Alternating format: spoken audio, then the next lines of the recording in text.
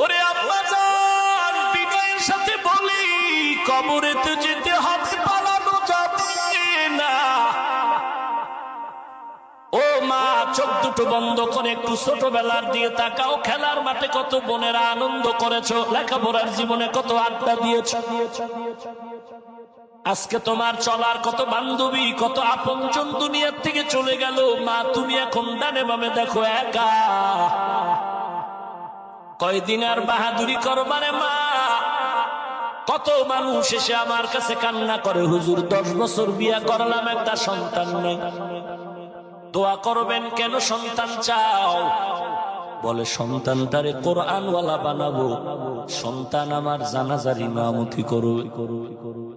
অন্ধকার কবর বাসবাগানে যখন রাখবে, তখন আমার সন্তান কবরের কিনারায় গিয়া কোরআন তেলাওয়াত করো।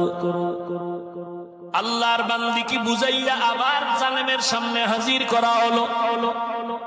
জালেম বলে, নারী আমার পায়ে সিজদা কর, না হয় তোর দুধের বাচ্চাটারে আগুনে পুড়ে ফেলবো।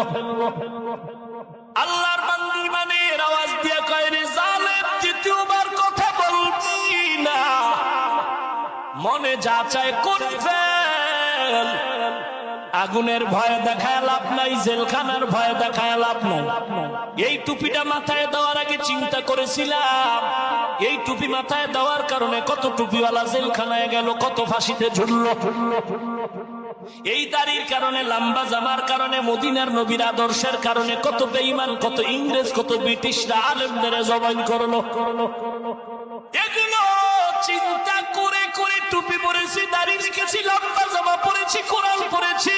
ও মুনাফিক ঈমানের দল, আমাদের এখন আর মাইরের আর জেলের ভয় দেখায় লাভ হবে না। যদিও আমাদেরকে মনে করো জেলখানায় ঢুকাইলে শান্তি,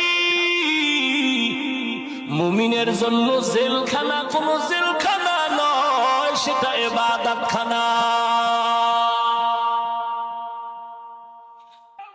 ভাইরা আমার, আম্মা জান আওয়াজ দিয়ে বলল, জালেম, আগুনের ভয় দেখায় লাভ নেই, আমরা ইব্রাহিম নবীর থেকে শিক্ষা নিয়েছি।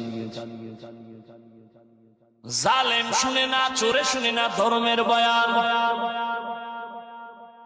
ওই আম্মা জানের কোলের দুধের বাচ্চাটাকে টান মেরে যখন আগুনের মধ্যে ফেলে দেয়, আল্লামা জালালউদ্দিন রুমি রহমাতুল্লাহ আলাইহি লিখেছেন, যেই দুধের বাচ্চা